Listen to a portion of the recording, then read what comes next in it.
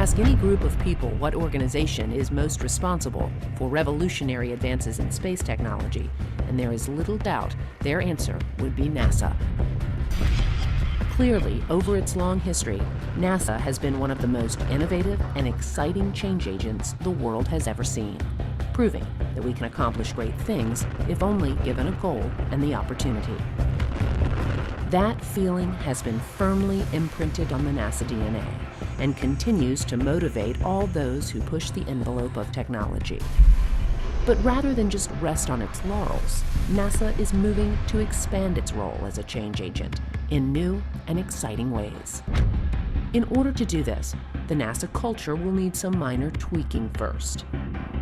Today's generation of NASA researchers are working to alter some outmoded practices of how technologies are developed and implemented at NASA. If these ideas take root, they have the potential to revolutionize NASA from the inside out. Coming up on this episode of NASA X, we will follow members of Space Technology's Game-Changing Development Program Office as they work to revolutionize and mature new technologies within NASA. We will feature a few of the many technologies managed by the GCDP to see how these innovative ideas are advancing the missions of today and missions of the future as well.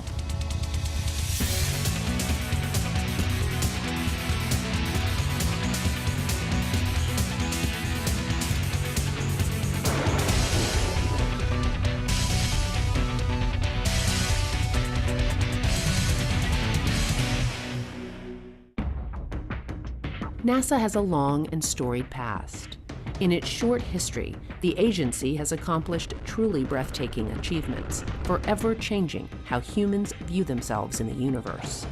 The NASA of today is no different than the one of the past, of course. It is still the world leader in space technology and is still accomplishing truly unbelievable feats. But many in the NASA community have seen the pace of technological breakthroughs slow in recent years. That was not always the case. In NASA's early years, it seemed like many of its projects were stuck in fast forward, none more so than the Apollo program. President Kennedy made his famous Man on the Moon speech at Rice University in 1962, and by July of 1969, Neil Armstrong was stepping out of the lander onto the surface of the moon. One reason we got there so quickly was because NASA made the decision early on to let the engineers lead the charge toward the moon, rather than the norm, which was to have a more bureaucratic structure. That is not to say there was not structure. There was just an understanding that more risk must be taken in order to complete the mission in the given timeline.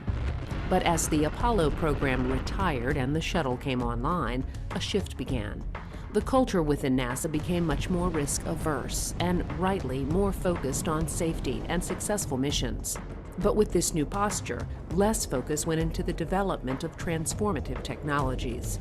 This mindset permeated throughout NASA, and eventually, in the words of one NASA official, NASA became more evolutionary and less revolutionary. NASA never stopped innovating, but researchers developing new technologies often found substantial hurdles in their way. To better understand this, let's look at what NASA calls TRLs, or Technology Readiness Levels. The 9 TRLs measure the maturity of evolving technologies and order them from 1, which is the lowest, to 9, which is a technology that is fully developed. An example from history of how the TRL system works can be seen in the late 1950s, when the famed NASA engineer Max Faget came up with an idea for the Mercury spacecraft. Dr. Faget was sitting in the cafeteria at NASA Langley drawing on a napkin when he came up with the idea for the basic shape of the Mercury capsule. He fleshed out the details with his team, and soon they had the beginnings of the craft, which put them at Technology Readiness Level 1 for the Mercury project. He and his team then began moving through the other levels, testing and building models, and after a few years arrived at TRL 9, which culminated with the first manned flight of the vehicle on May 5, 1961.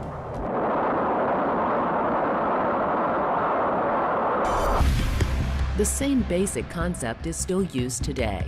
Researchers come up with concepts and ideas and hope to move them through the early TRL stages all the way to full maturity. This system is the framework from which NASA engineers develop technologies, so it goes without saying that the TRLs are very important within NASA. But in the last few decades, many researchers have come up with great ideas only to find themselves stuck in the lower TRL stages. But in the early 2000s, pushback began happening within the NASA research community. It was widely agreed that there needed to be a way to push important concepts to the front of the line and move them more quickly through the technology readiness level stages. To do this, a sea change needed to happen within NASA, which would completely alter the current culture and get us back to our leaner, engineer leads the way mentality. That sea change happened when NASA's Space Technology Mission Directorate created the GCDP, or the Game Changing Development Program Office. Space Technology developed the GCDP with the idea that new, exciting, disruptive technologies would be rapidly infused and given the chance to prove themselves more quickly.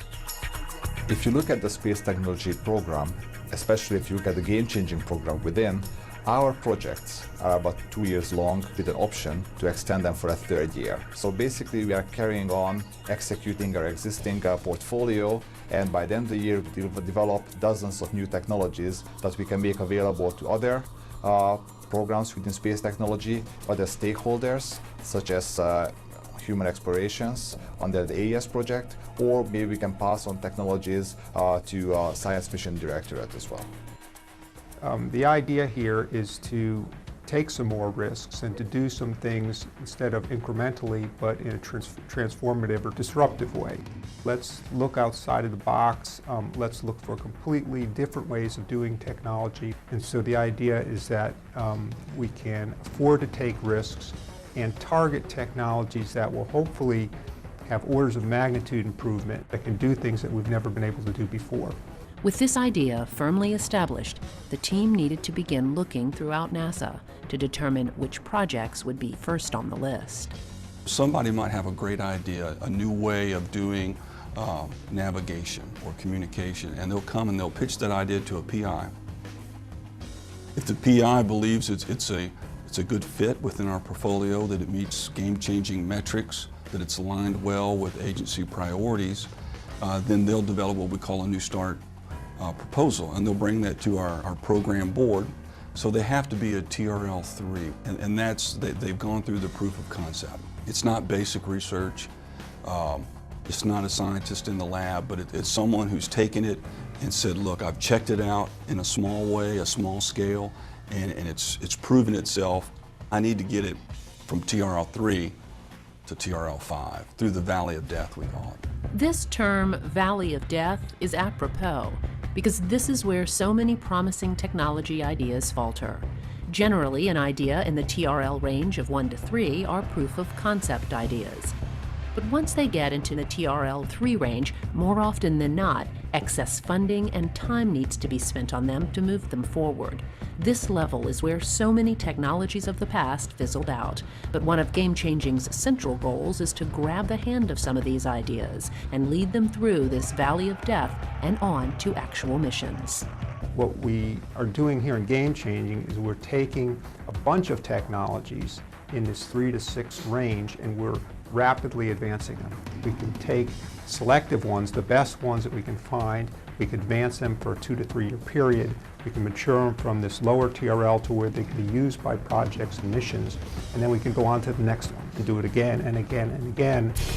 With the goal set, the team began the process of looking at some of the best ideas within NASA, choosing a wide-ranging set of technologies to help rapidly mature and begin this new approach for the agency. The GCDP manages over 30 projects that focus on everything from nanotechnology and lightweight materials to nuclear systems and solar electric propulsion. The hope is that with enough support, the GCDP-managed technologies will eventually be used to help create innovative new space technologies for our nation's exploration, science, and economic future. One of the first technologies they chose is from NASA's Robotics and Autonomous Systems and is located in this lab at the NASA Johnson Space Center. Here, a small team of highly motivated young robotics engineers are working on an idea that has the potential to help astronauts on long-duration missions and may end up changing the lives of millions as well.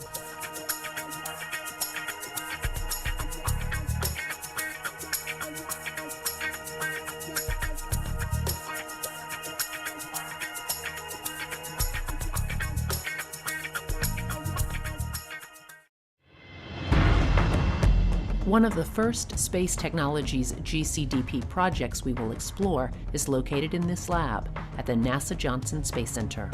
Here, a group of NASA researchers have come up with an exoskeleton that they call the X-1. It has the potential to solve some major problems for astronauts on long-duration missions. This 60-pound assisted mobility device is worn on the legs of the wearer and is used to assist them in various ways. To understand why NASA is interested in a device like this, you have to understand a little about physics in space. A major problem faced by astronauts in space is bone loss and muscle atrophy due to a lack of use. Generally, on shorter trips, the bone and muscle density problem can be easily managed, but longer duration missions pose a much greater threat to crew health and performance. Here on Earth, we use our legs every day to walk around. But on orbit, the astronauts are in microgravity, so muscles and bones, especially those in the legs, aren't being used as they would be normally. Because of this, muscles weaken and bones begin to lose their density. As a result, some astronauts come back to Earth with up to 30% less bone structure in their legs and with significantly weakened muscles. To combat this, NASA doctors prescribe a strict regimen of exercise on orbit, but there is only so much that can be done. Generally, there is a treadmill and other bulky devices used to keep in shape, but these only provide limited success. The X-1 may be able to change that. I guess one of the biggest things for NASA and their astronauts is keeping their astronauts safe and keeping them fit and keeping them in good shape. We're looking at in the next few years, we're going to start sending astronauts to the space station for year-long missions instead of just 6 months, right? And so how do we keep them fit? How do we look at muscle density loss and bone density loss and muscle atrophy and things like that? If we look at a device like this, look how much, you can see how much smaller and compact it is. And this is really going to hopefully pave the way towards smaller technologies for countermeasures that we can use when we're in a smaller capsule and we want to go back to the moon and L2 and Mars. So the goal on space station, we're looking at two different things right now. We're looking at it for dynamometry applications, which is basically measuring muscle strength. And so we've been working with the Human Health and Performance Group and saying, wouldn't it be great if we had a device on space station that we could use to measure muscle strength while they're up there? Because they don't do that right now. So now what we're looking at this to do is say, you go use ARED, you go use a treadmill or the stationary bike, and then maybe once a month or once every 2 weeks, you use the X-1 as a dynamometry application so we can measure your muscle strength. And we can really start to close the loop with the physicians on the ground and the prescriptions of exercise that they're giving the astronauts to see how effective they are. At its core, it's a mobility assistance device, so you can imagine that when we go to Mars, no matter how much you exercise along the way, you're going to be very tired when you get there. And so now, maybe we can use this not only for exercise, but you can use it for mobility assistance when you get there, because you're going to be weak. All of your joints that are actuated, you can use them to resist you, or you can use them to assist you.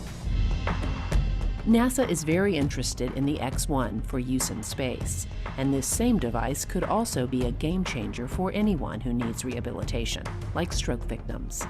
X-1 could be even more life-changing for paraplegics. Early on in its development, the team partnered with the Florida Institute for Human and Machine Cognition.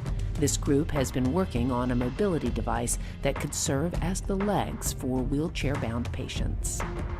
At that time, they had their own exoskeleton that they had developed called Mina V0, and they were really focused on mobility assistance, helping persons with paraplegia get up out of the wheelchair, walking again. And at that same time, we had, Robonaut, which we had just flown to space station. We worked on all this hardware. We developed all the actuators and all the mechanical and electrical assemblies for that. We developed all the safety systems in order to be able to send it to space station.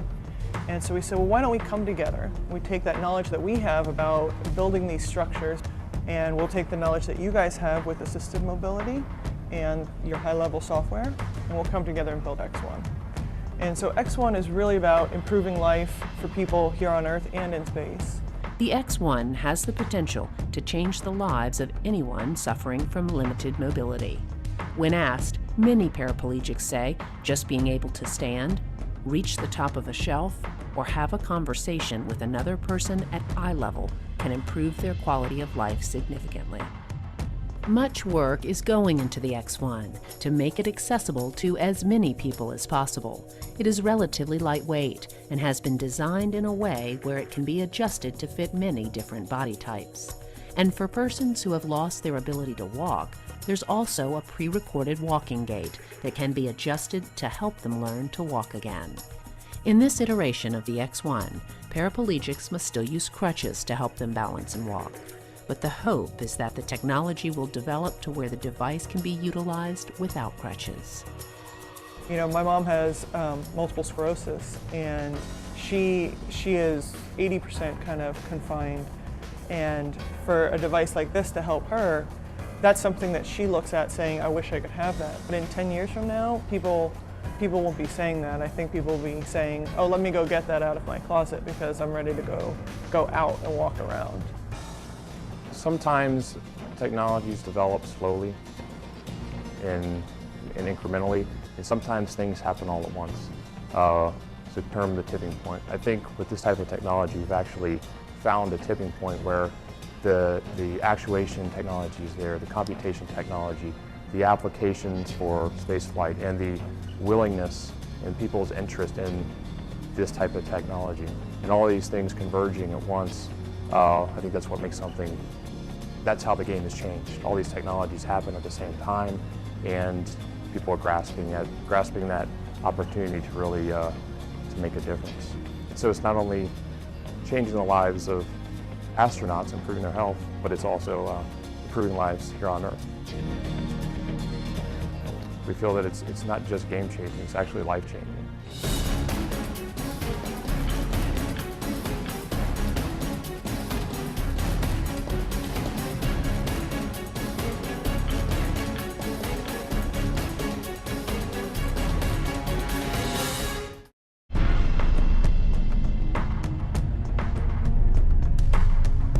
Spaceflight has many obstacles, one of which is weight. Any mission off this planet has a weight restriction. NASA has estimated roughly $10,000 per pound to get something into orbit, so weight reduction is a huge factor. If manufacturing costs could be brought down as well, millions of dollars could be saved on each launch. The challenge of creating low weight and less costly launch components is very attractive. The Game-Changing Office is taking this challenge very seriously and has created a composite cryotank to offset additional weight and possibly save money. Current propellant tanks are made from metals like aluminum. As the name suggests, the composite cryotank is being made from a strong, lightweight composite material that have a huge upside when talking about saving weight and money. We start out the project looking at 30% weight savings over traditional state-of-the-art aluminum or aluminum lithium tanks. And we did a phase 1 activity with 4 contractors before we down selected the Boeing for phase 2. And out of that studies that we had, we were getting anywhere from like 35 to 40% weight savings. Every pound that you save in mass on a launch vehicle, you get that savings in payload. And it's depending on whether you're at the core stage or an upper stage, that ratios vary. But you do get significant savings. So you get more performance, you get more capability, or you get increased payload. The process of building the cryotank is not only cost-effective, the weight reductions could ultimately save millions during a mission. Current composite materials are cured in large ovens called autoclaves. This process can be very expensive, but NASA's composite cryotank is being developed out of autoclave, making it much less expensive. Saving the out of autoclave or the autoclave expense, meaning that normally you have this huge tank and it's a composite and it's got all these materials that are in it and you have to cure it in a huge oven. you got to maintain the oven, you got to buy the oven, you got to procure the oven. So if you can find a way to manufacture with the same technical integrity as a tank that's gone through the autoclave, outside the autoclave, you can cut development costs significantly. 30%, I think, is the number that they're saying. And not only development costs, but recurring costs. You make these tanks, it doesn't have to go into an oven. The way it works is a fiber placement head on a robot is programmed to lay down the material exactly where it is needed. This new process reduces costs, time, and most importantly, produces a better product. Because all of this technology is relatively new, the NASA team is using a process called the building block approach. First, they test small coupons or pieces of the material to make sure that it can measure up to expectations. It is then made into larger pieces and tested again. The project is currently at the point where a scale model 2.4 meter tank is being tested, with the eventual goal to build a full-scale tank to fit on a launch vehicle. The current 2.4 meter section is located here in this silo in the west test area at the Marshall Space Flight Center, under the shadow of test stands for the Apollo engines. Engineers have placed a foam coating over the tank and will then test it in a way that would be expected on a launch vehicle. We put the tank through the exact conditions that it would see in the launch vehicle. So we fill it with the cryogenic material, in this case it's liquid hydrogen, and then in the case of a launch vehicle, we may have to empty that. So we would fill and drain, pressurize, unpressurize, all to determine how the tank reacts to those conditions and loads. With this test completed, engineers can look for problem areas, fix them, and then move on to building the larger tanks. And if successful, this game-changing process can be adapted to other parts of a launch vehicle, making it more lightweight and less expensive. These are just a few of the ideas that are being worked on by the Game-Changing Development Program Office. But many more innovative ideas and technologies are being moved through the game-changing lane each day. And with each new development, change is coming to NASA that is allowing the agency to rapidly infuse technology and make smarter decisions about how to move forward and create different approaches while changing the culture. Much of the credit for this positive change can be placed directly at the feet of Space Technology's Game-Changing Development Program Office. Personally, I would love if 5 years from now somebody said they really changed the game. They made a difference for NASA. That's all I'd need to hear.